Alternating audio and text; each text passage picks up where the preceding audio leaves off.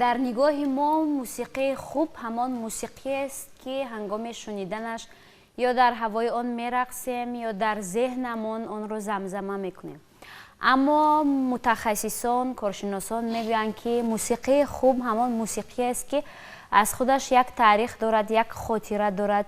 موسیقی خوب همان موسیقی است که در ذهن، در صحیفه های تاریخ تا ابد میماند. و دوستان عزتمند، ما نیز عین حال یک نوازش خیلی زیبا رو برای شما پیشنهاد کردیم که خاطره های خیلی خوب دارد، خاطره های زیبا دارد از گذشتگان ما. و همین نوازش اجرا شد در برنامه خاطره ها درود دوستان عزتمند، این برنامه‌های خاطره هاست که پیشنهاد شما می‌شود و بازم در همین برنامه قرار دارند انسامبل شش مقامی فیلارمونیای دولتی جمهوری تاجیکستان به نام یکاشریف جورایف و راهبر همین انسامبل جمشید ارگاشف با همراهی بچه‌ها همتون خوش آمدید. سلامت باشید. نوازش خیلی زیبا بود و گفتیم که خاطره های خیلی خوب دارد، خاطره های زیبا دارد. موسم نو است، موسم نو خاطره ها است. چون مهمون های همیشگی برنامه ما هستید، میخواهیم که بازم با همراهی شما یک چند صفحه از کتاب همین خاطره ها بزنیم.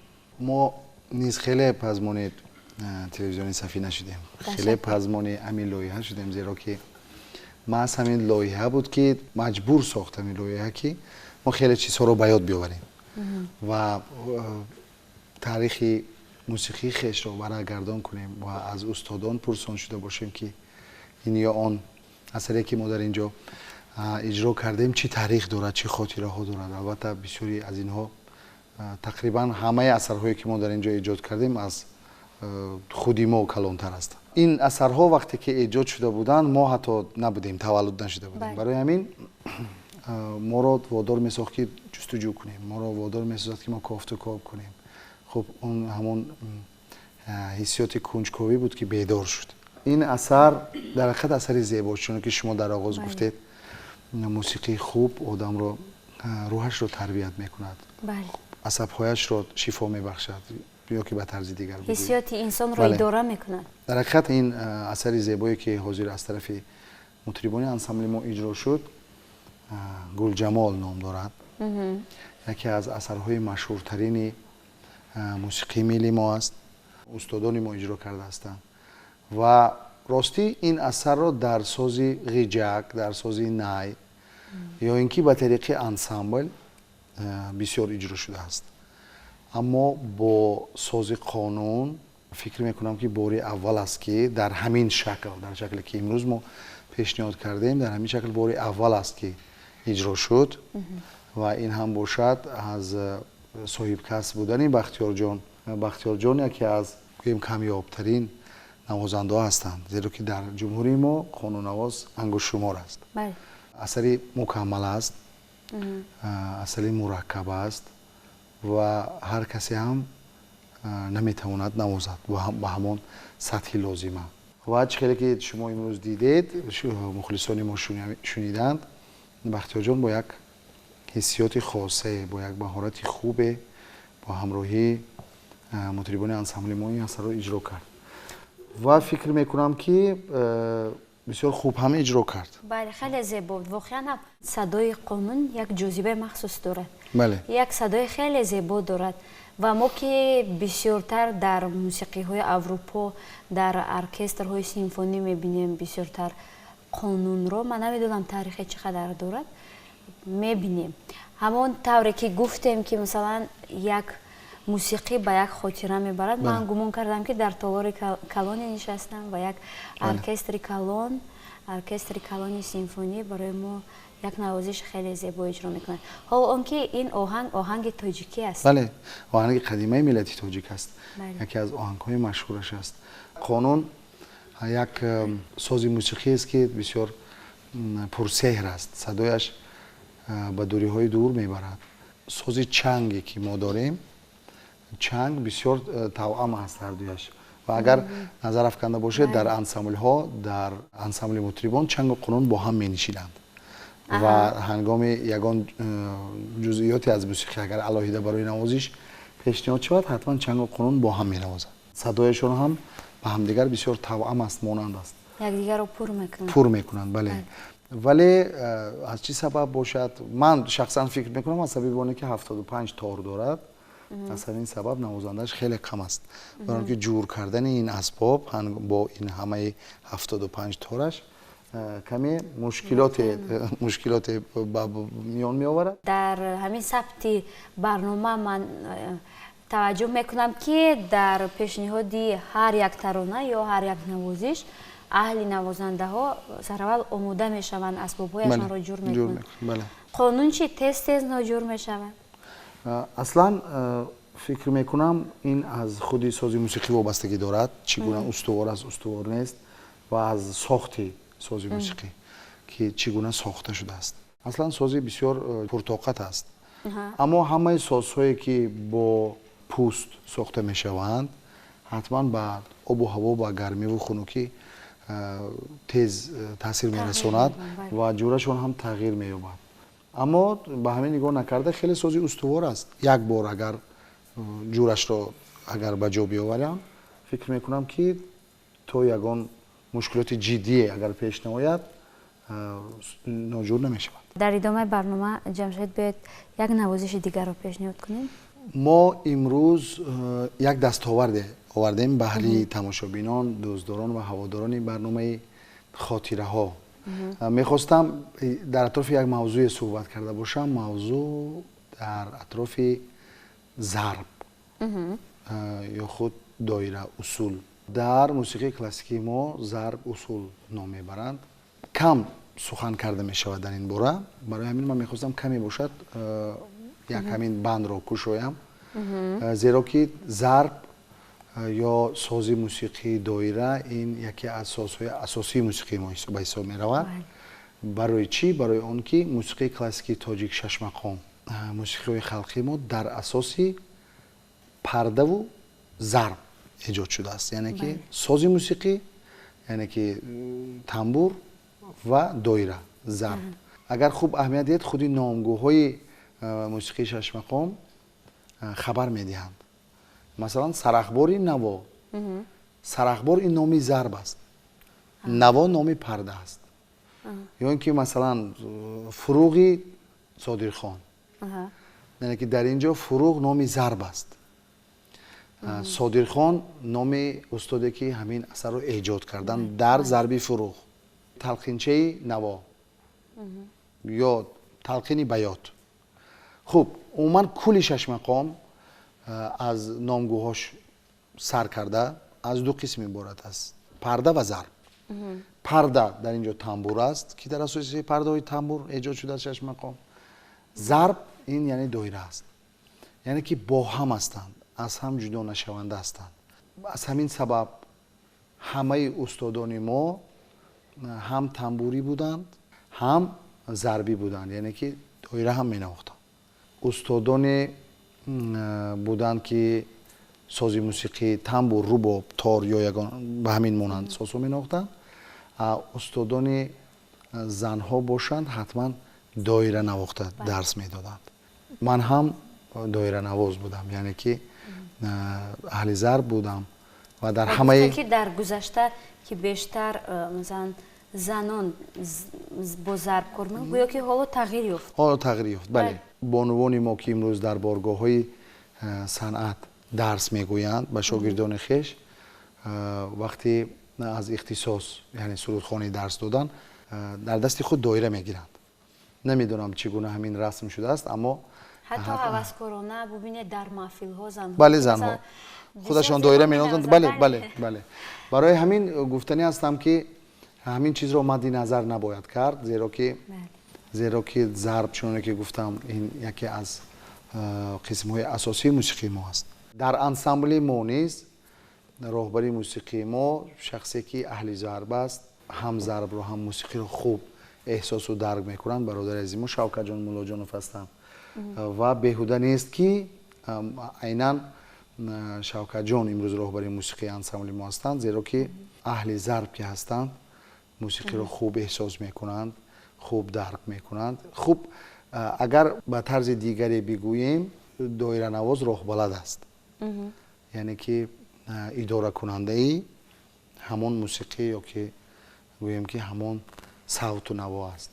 در انسامبل ما هم اداره کننده موسیقی و هم اداره کننده مطربان انسامبل ما یعنی که شوکت جان هستند که هم با دایره خویش، هم با سبک و اسلوب خاص خویش، هم با دانش خویش امروز در انسامبل با مطربان کار و فعالیت میکنند و گویم با یک نوع مطربان رو اداره هم میکنند. یک نوع دایره زن هست، یک نوع دایره نواز هست. چه فرق داره؟ فرقش بسیار کلان است. دایره نواز یعنی که موسیقی می نوازد. دایره زن فقط میزند. یعنی که درک نمیکند که چی میزنه؟ درک میکند اما بدون موسیقی. اگر به طور دیگر گوییم دویره‌نواز شخص حرفه‌ای است. آفرین. دویره‌زن یک شخصی هوسکار است. بله. فهمم. و شوکت جان یکی از دویره‌نوازان حرفه‌ای کشوری ما هستند. در آماده کردن برنامه‌های ما نیز اثرهایی که ما در برای برنامه خاطره ها آماده میکنیم، نقش شوکت جان بسیار مهم است. یکی از نقش‌های اساسی را میبازند، زیرا که با اون فکر و عقیده‌های خویش، با تکلیف و پیشنهادهایشان، تجربه کاریشون نسبت به ما زیادتر است و محض همین تجربهشون به ما بسیار کمک میرسوند که اون چیزی که در رفت کار به نظر ما نمیرسد البته به نظر شوکت جان میرسد و به ما تکلیف و پیشنهادها میکنند. و ما نیز خواهش کردیم در نوبت خود که همون نازکی های دایره را، همون زیر و بمش را، عموما دایره چیست و در علاهیدگی صدایش چه خیلی میبراید، خواهش کردیم که شوکت جان نشان داده باشند به مخلصان برنامه ما و اینک خواهش میکنیم که همون چیزی آماده کرده شما پیشنهاد کنم. باشه.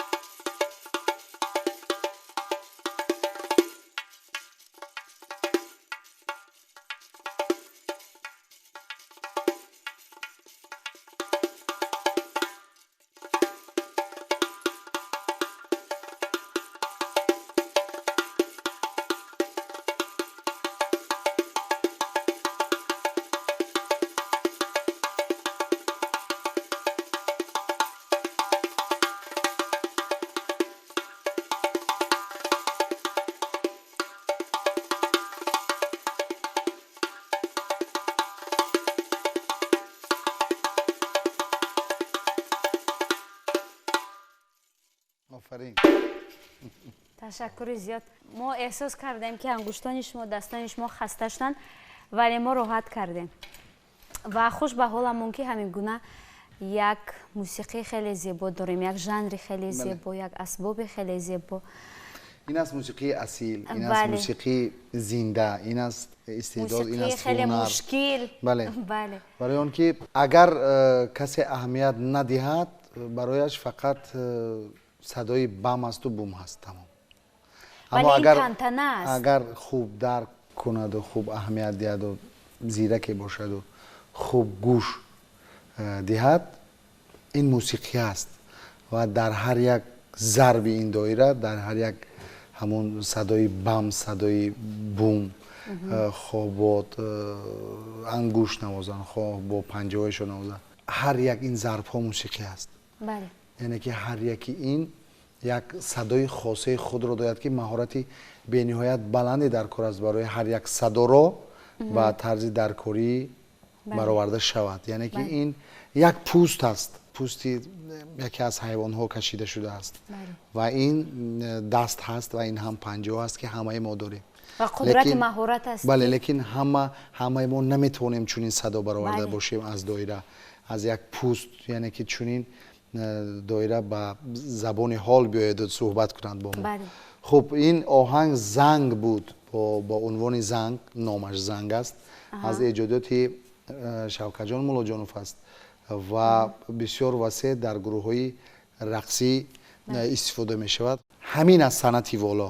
ва бубинед, дар мавриди рақс гуфтед, агар як ансамбл, як гурӯҳи рақсӣ ҳам агар бихоҳад ки як рақси хеле зебо бо як техникаи баланд агар иҷро кунад, як рақси касбиро, баланди сатҳи касбиро агар пешниҳод кунад, ҳатман ки бо садои доира пешниҳод мекунад. ҳатман. ва мо низ масалан намедонам аз завқ аз куҷо аст ки ҳамаи мардум ҳамин садоро дӯст медоранд. ҳатто ҳамон тавре ки гуфтем, бале, ба таври ҳаваскорона низ дар маҳфилҳо ки иҷро мекунанд, дар ҳама минтақаҳои Тоҷикистон иҷро мекунанд ва як садои ҷашн аст, ид аст, дуруст, тантана аст. бале, барои ҳамин ҳатман дар ҳамаи ҷашну маросимҳо дар ҳамаи минтақа, дар ҳамаи минтақаҳо доира ба шаклҳои ҳар гунае ки бошад, хоҳ даф бошад, хоҳ дигар шаклу намуди дигар бошад, ҳатман доира иштирок мекунад. ва аз ҳамин сабаб, чуноне ки гуфта гузаштам, доира яке аз қисмҳои асосии мусиқии мо аст. махсусан шашмақомро бе доира тасаввур кардан мумкин нест. ва барои ҳамин ҳатман дар шашмақом бояд доиранавоз, як навозандаи ҳирфаӣ бояд бошад ва мутрибе бояд бошад ки аз дунёи мусиқӣ хуб бояд бохабар бошад, аз мусиқӣ хуб бархурдор бояд бошад. яъне ки як шахси комиле ки бо тамоми вуҷудаш, бо тамоми ҳастияш мусиқиро дарк мекунад, эҳсос мекунад. барои он ки дар мусиқӣ, махсусан шашмақом, дар мусиқии классикии мо кашишҳои нозуке ҳаст ки ӯро дар адвор навишта намешавад, ё он ки хуб фаҳмонида намешавад. фақат шунавоии хубе бояд дошта бошад, фақат эҳсоси хуб, дарки мусиқии хуб бояд дошта бошад. яъне ки дар ҳамин муҳит бояд ба воя расида бошад ки хуб эҳсос кунанд. яъне ки дар ҳақиқат агар аз тарафи профессионалӣ ба забони ҳирфаӣ агар гуфта шавад, баъзе кашишҳои нозуке ҳаст ки бо баробари овозхон бояд аз темп, мегӯянд аз ҳамон темпи мусиқӣ бояд камтар сустар бояд шавад. дар як марҳилае, дар як муддати муайяне бояд овозхонро эҳсос карда шавад ки ӯ ҳамин замон ҳозир бояд сустар кунад. яъне ки боз масалан як мисраро месарояд, боз аз дуюм мисра боз тезтар мешавад. яъне ки доиранавоз ҳатман дарку эҳсоси мусиқияш ниҳоят бояд баланд бошад. барои ҳамин дар ансамблҳои шашмақом, дар ансамблҳои мо, миллии мо, ҳар доиранавоз кор карда наметавонад. ва ҳангоме ки масалан як таронаро гурӯҳи калон иҷро мекунад, робитаи байни ҳамон овозхон бо аҳли навозандагон гумон мекунам ба тариқи доира аст. барои ҳамин ман гуфтам ки доира ин идоракунандаи тамоми ансамбл аст. ва бародари азизи мо Шавкатҷон дар ансамбл дар ҳақиқат идоракунанда ҳастанд. ҳам ба воситаи доирашон дар вақти мусиқӣ, ҳам аз ҷиҳати мусиқӣ ва ҳам аз ҷиҳати тарбияи одамигарӣ ба ман дар ансамбл хеле кӯмак мерасонанд. ташаккури зиёд ҷамшед. ва мо ки ду навозишро аллакай пешниҳод кардем барои тамошобинон, навозишҳои хеле зебо буданд. ҳар яке аз онҳо шаклу шеваи хоси худро дошт ва ҳар яке аз инҳо фазои алоҳида дошт. масалан дар сози доира мо ҳамон гумон мекунам ки ҳамаро гӯё сарҷамъ кардем. доира ҳамин гуна шояд рисолаташ ҳамин гуна бошад ки масалан сарҷамъ мекунад мардумро, як тантана ба миён меорад. ва дар идомаи барнома бозам мехоҳем ки як таронаи дигарро пешниҳод бикунем, таронае ки ба мисли ҳамин навозишҳои зебоямон хотира аз давраҳои гузаштаамон дошта бошад. ҳатман таронаи дугоҳи панҷ яке аз машҳуртарин таронаҳои мусиқии классикии мо аст. аз тарафи ҳунарманди ансамбли мо зоиршоҳ ҳайдаров ба тариқи анъанавӣ бод сози тамбур пешниҳоди мухлисон мегардад. зоиршоҳ марҳамат, майдон аз шумо аст.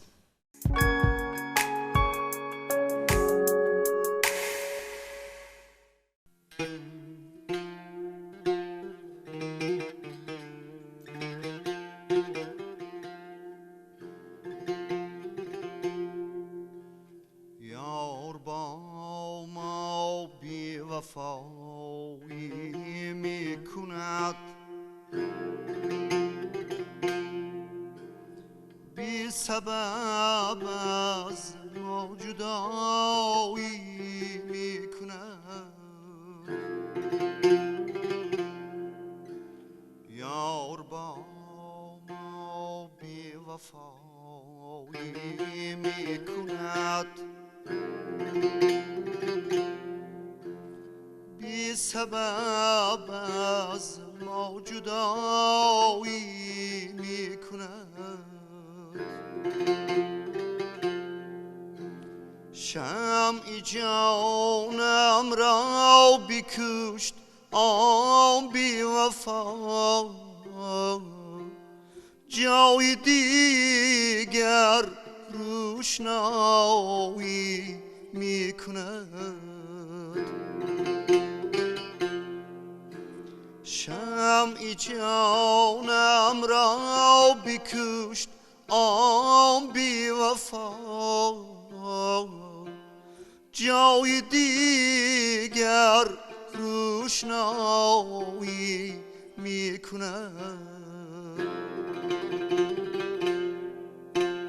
میکند با خویش خود بیگانگی با غریبان آشنایی میکند کشتی عمرم شکست از غم از منی مسکین جدایی میکند کشتی عمرم شکست از غم از منی مسکین جدایی میکند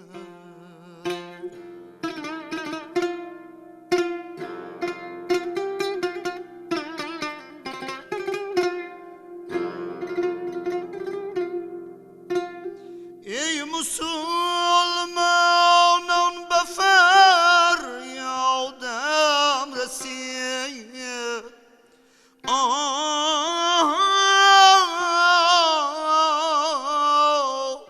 یارم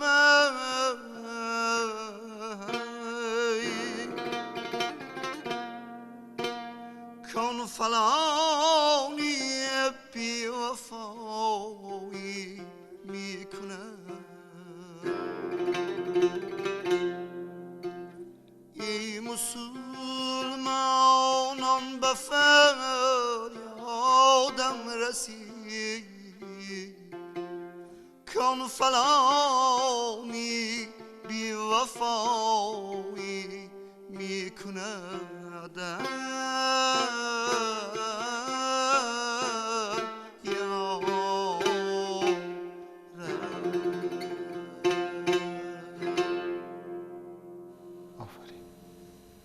آفرین.